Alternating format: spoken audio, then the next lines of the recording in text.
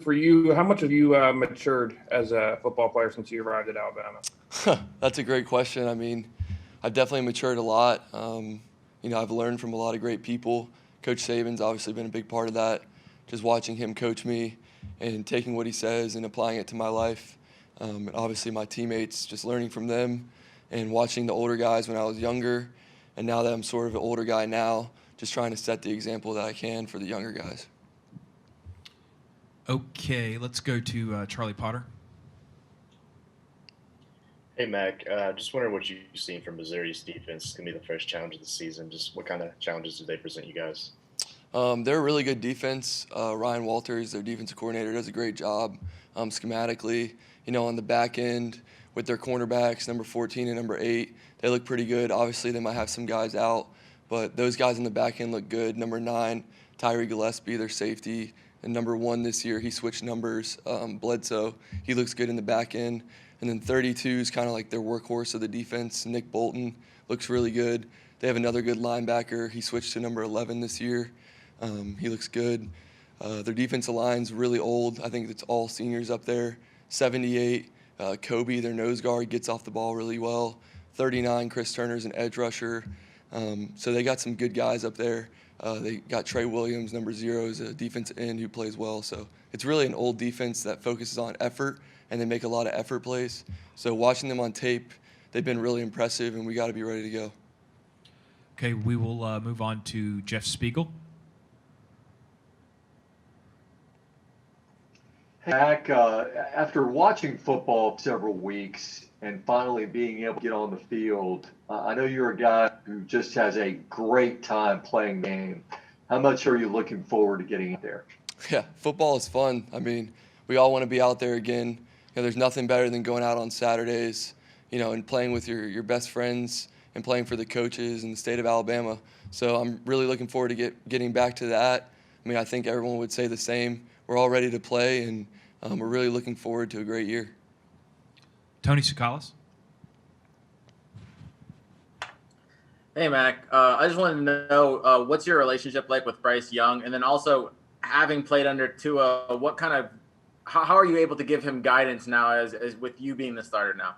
Yeah, we have a good relationship. He comes out to practice every day, and he puts his head down and works, and he does what he's supposed to do. So, as a starting quarterback, looking down and seeing him doing his job makes me feel comfortable that if he has to step in the game, he can do his job.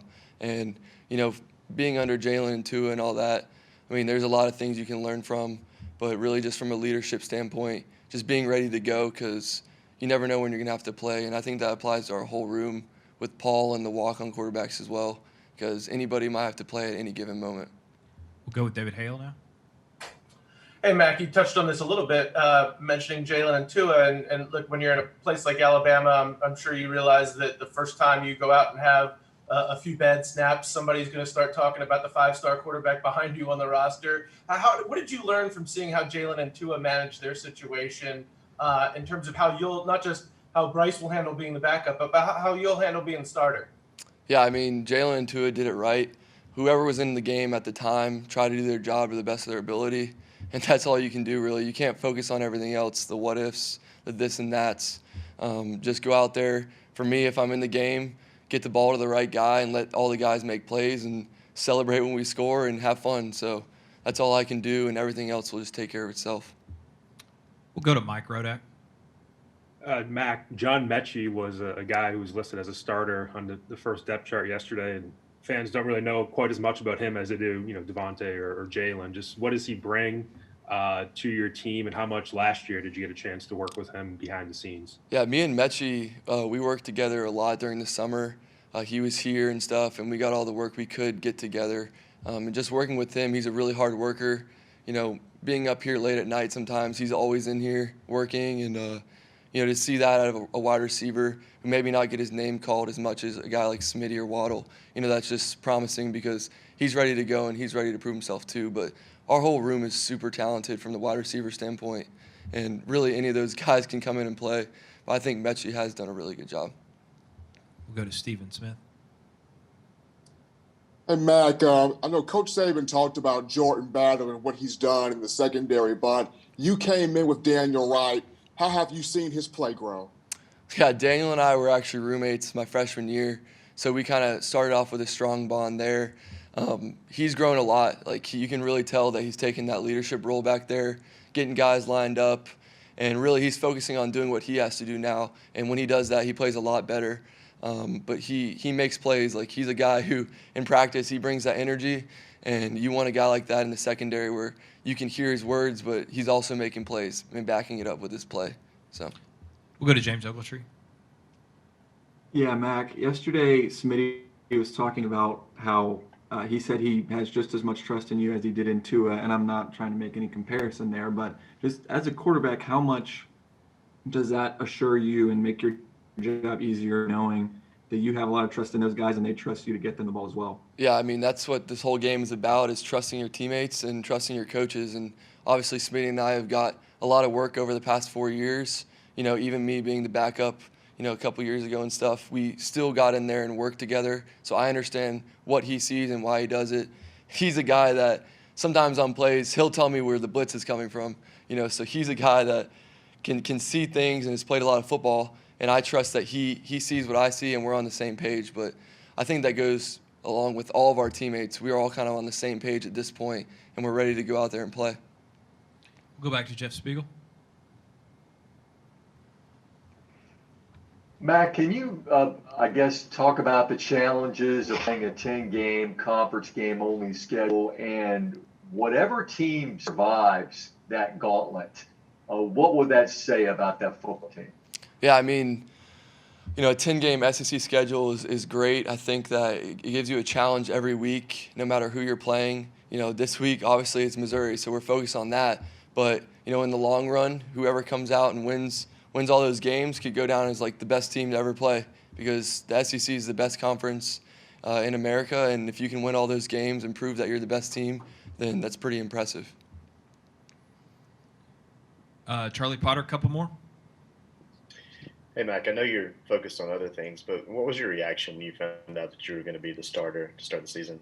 Yeah, you know, I'm really thankful to be named that position, and I think I've earned, you know, the trust of my teammates and coaches. But like I said, we just got to keep working as a team and focus on this upcoming game, because, you know, you got to go in there and execute and do your job, and that's for everybody, not just the starting quarterback. But anybody has to be ready to play, and we all have to be ready to go for Saturday. We'll go back to David Hale.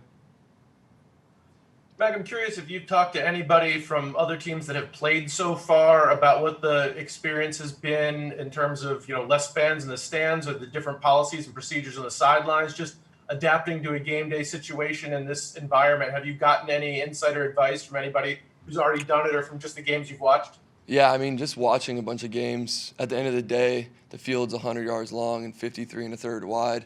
So, I mean, it's football, right? We just play 11 on 11 and try and do your job every play. But, you know, there's other things that are going to go into it. It may feel a little weird at first, but when that clock starts ticking, you just go out there and play and try and be as safe as you can. But you can't really think about it too much when you're out there playing.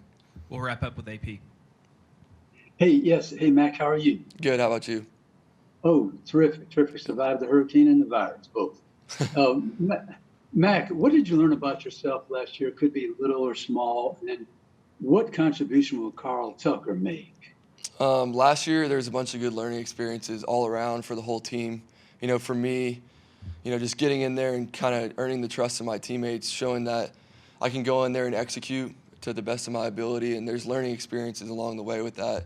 And this year, we're going to come out and really show what we've worked on.